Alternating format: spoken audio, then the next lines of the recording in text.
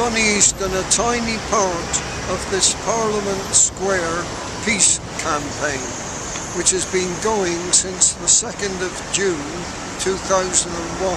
It was started by a person called Brian Hall.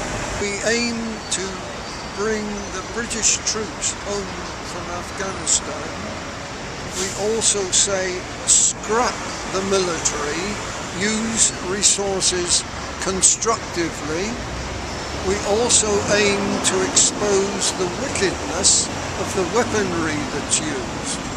After they've made the atomic bombs, there is a very hard metal left over.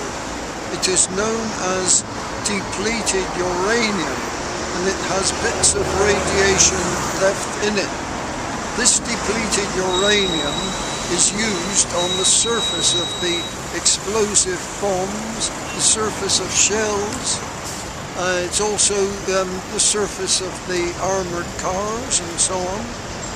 So the bits of radiation in it have caused many people, particularly children in Iraq, to suffer from leukemia and cancer. And it has been pointed out to me that the countries bordering on Iraq would also suffer. Syria, Jordan, Kuwait, and possibly other countries bordering on Iraq would suffer due to this. So that exposes the wickedness. Well, why are we here? Well, you only have to look into the faces of the children who are suffering in war and ask yourself what you can do to stop what's going on, really.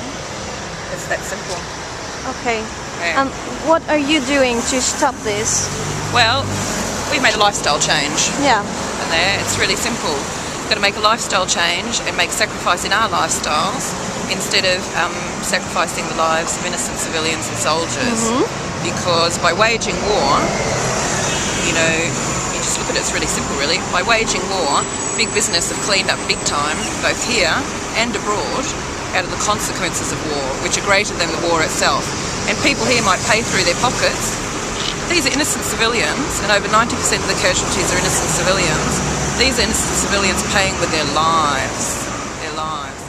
Nuclear depleted uranium in their weapons. Those weapons kill and cause a massive increase in cancer and birth deformities. Now, I say to people, if you want to build your nuclear power stations, and they're going to put 8 more through without any planning permission, you know, you only need minister's approval. If you're going to build your nuclear power stations, you know, dump the nuclear waste in your own back garden and deal with the consequences of the cancer and birth deformities. You know, it's heard in war. We need to go to these countries and speak to the women and children, you know, who are the ones who are suffering. Yes. You know, you get MPs toddling out of there saying, we're protecting you from the Taliban. I said, so what? It's a smorgasbord on offer of how women can die around the world, is there? I'm not going to... And I always say, you know, we're living simply here, because I will not live within the lie. I don't do denial, but most importantly, I refuse to be indifferent to the suffering of my fellow human being, because I'd say indifference is probably the biggest killer. My life is no more valuable than those you have already murdered. So let's deal with reality. You know, so I'm not an activist, it's not a protest. I'm saying if, you know, to get rid of me, to stop me telling the truth, you would have to murder me.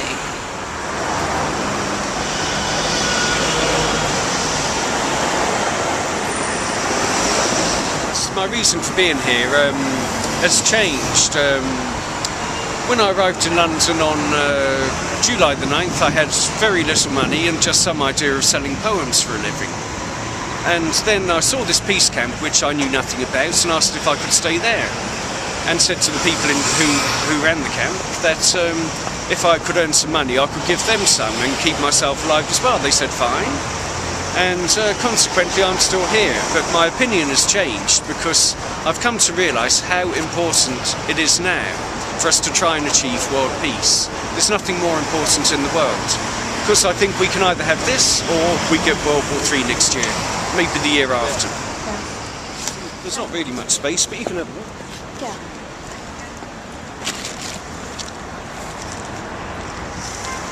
I'm part of a small campaign which we hope will get very big. We're sending messages via the internet, and also by personal communication. We just believe that war is an industry which is arranged by governments to control the world. So I'm fed up with the world living in fear, and I think it's time the government realise that they owe their wealth and power to ordinary people like myself. My day, well, in the morning I go to find some food and have a nice clean shave. In the afternoon I stand here and look for people to talk to, like yourself. We still have some visitors here, but of course not so many as in the summer. And in the evening I go looking for more food for myself and the other people who live here. In the beginning, when the campaign started, this space behind me is called Parliament Square, and there were many tents there.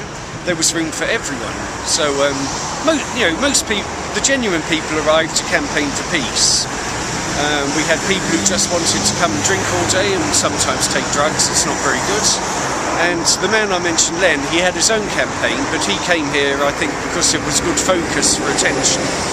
Now, sometime in July, we were moved by the police and other people from the grass there onto the pavement.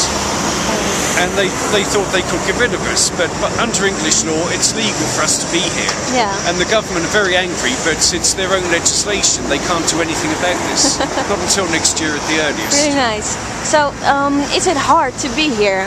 In some ways, yes. The temperatures, I mean, it's only October, but we feel the cold at the moment, particularly first thing in the morning. But we just have to get more warm clothes and blankets, things like this. We do okay.